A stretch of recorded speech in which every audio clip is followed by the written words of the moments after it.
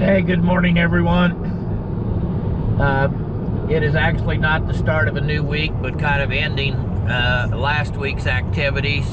And I am on my way to Lebanon, Indiana, to the Indiana Angus preview show. The open show is today, the junior show is tomorrow. And I have with me 500 copies of the Indiana Angus directory that has all the members listed and some ads and Angus sales in the fall that will be upcoming. So that's where I'm starting the day today.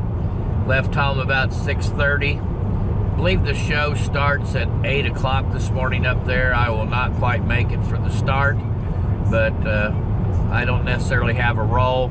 I used to as a past president. But anyway, that's going to be how my day goes today.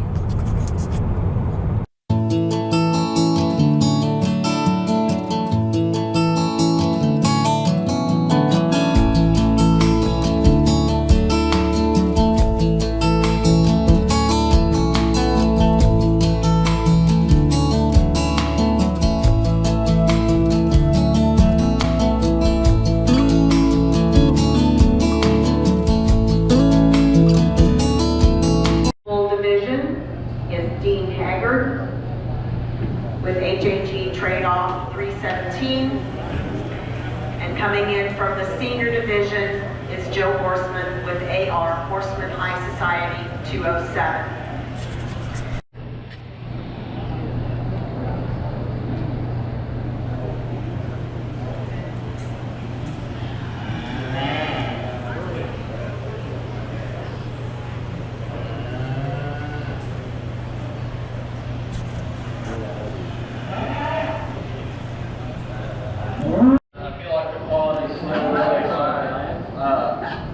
Proud to be leading any of these bulls out here, and I guess I just kind of want to describe to you again real quick what I'm seeing. I think this first bull, he's still pretty young, but he's got a lot of cool pieces. He's really good looking.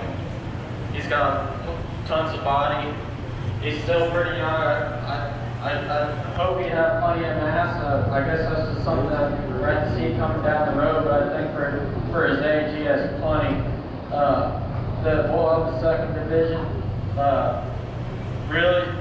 really like his structure. His lines always stay well, no matter when he's standing or moving.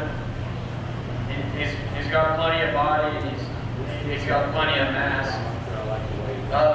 The bull of the third division, really eye appealing. I kind of like to soften him up in his ribs and his body. But other than that, from the side, that's a really good bull. And then with the oldest bull up the last division, like I said, it's really massive. Still plenty of eye appeal and really sound. So I'll go out there and select your champion reserve bull.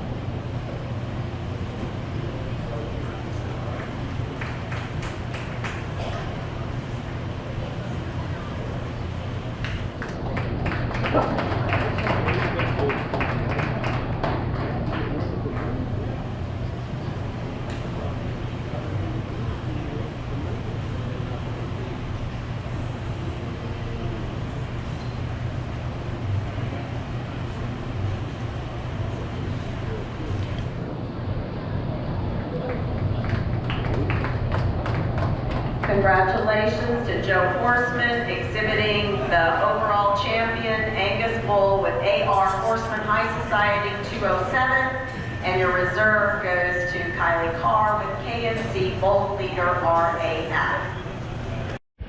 Hey, good morning, everyone. I am actually out spraying some pastures for weeds, some Canadian thistle and multifori rose.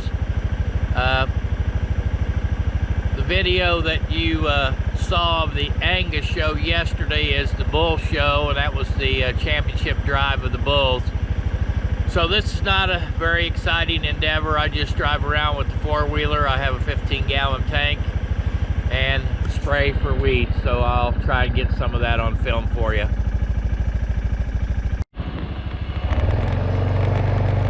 So I'm driving along fence lines in any place where there's multifori rows and Canadian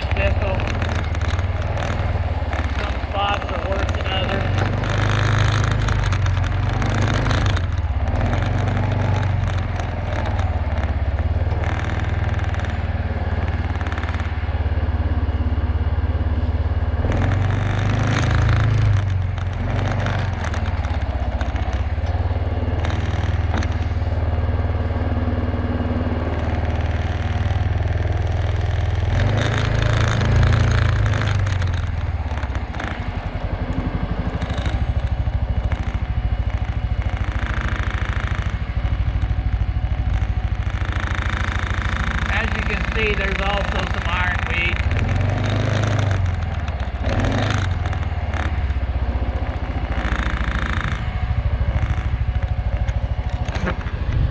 These are those multiflora roses.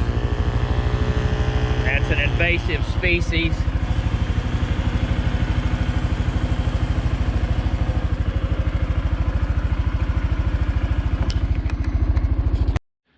Hey, good morning everyone. In the midst of a heat wave here in southern Indiana, 90s and really high humidity, I can tell you that this morning I woke up to a really nice shower, kind of unexpected. So you can see that we've got some standing water here on the pad that leads into my garage. It was raining when I went out to bottle feed the goat, and it is still raining just a little bit. So a really nice shower that was really needed. The grass was starting to turn. The beans were just coming up out of the ground, and they needed a drink. So you know, God blesses you sometimes in funny ways and unexpected ways at times. So just a little morning update on this Tuesday morning. Well, I just want to share quickly the high use feeding pad that I use, and I did get it cleaned off the other day. It probably needs some more ag line on top. I may try and get one more year out of it, but I believe this is 120 feet in length, and I can easily put 4 bale feeders on there, and the cattle and calves have a dry place to eat hay during the winter. You can see this is kind of a mess off here, but as this compost, I'll be able to spread that out, and it makes some good compost and helps fertilize the soil. I do not have a manure spreader. If I did, I would probably just put that straight in manure spreader and spread it. But that's that was a project from the other day, high use feeding pad.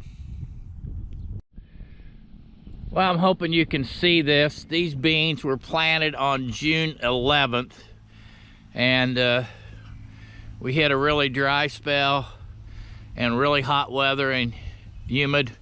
We did get a 1/4 inch of rain the other night, and by the way, this is June 19th.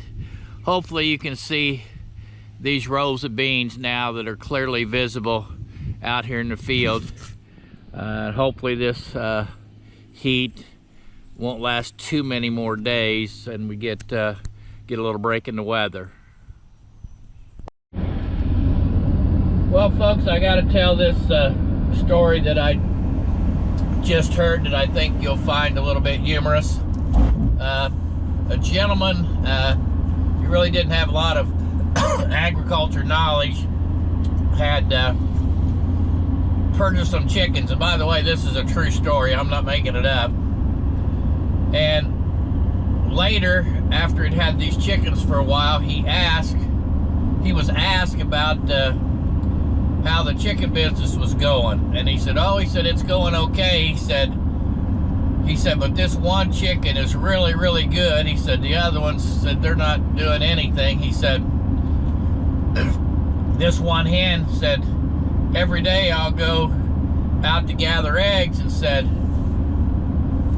she's there, and there's 4 or 5 eggs in her nest every single day. So he said, this one hen is laying 4 and 5 eggs every day, and those other chickens aren't doing anything. So I think after he told that story on himself, I think he got corrected to figure out that there might have been more than one chicken sharing that nest. So I thought that was a kind of interesting story. So if you're an ag person, you'll understand the humor in that. Well, today's project is getting straw loaded, some for myself and some for a friend. These are wide-tied bales, and I'm clear down by Bicknell, Indiana, getting that. Nice thing about it is when you got an accumulator, they can load it for you.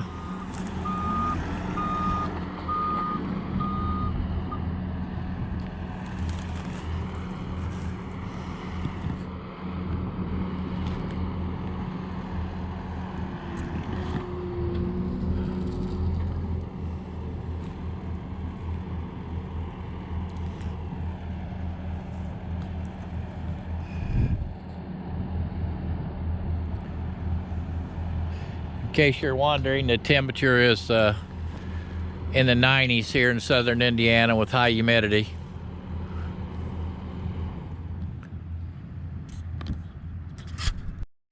Well, good morning, folks. It is a early Saturday morning. Well, maybe not early to some people. It's not quite 8 o'clock yet. Yesterday, as you saw, I was getting straw for myself and a friend, but things sometimes just don't go well. So I'm going to turn the camera around. First thing that happened, well, it was actually the last thing that happened. The last 20 miles home, this tire exploded or came apart. So that's one issue. The second issue is, apparently at some point in time, some of the wiring got messed up on the trailer, which that's probably an easy fix. And then on top of that, my truck went into reduced power mode and said the fuel filter needed to be changed. So I changed the fuel filter on the road down by Washington, Indiana, and it didn't help. So it was 30 miles an hour all the way from Washington, Indiana to my friend's house to get his share of the straw unloaded. And it's just been one of those days that I'd like to forget, and this is a Saturday, so I can't get anything done as far as getting some things repaired. So that's just a little update, and this will conclude the video of the week. So for those of you that watch, please share with your friends, and if you're watching and you haven't seen it before, please subscribe. So thanks everyone, and have a great weekend.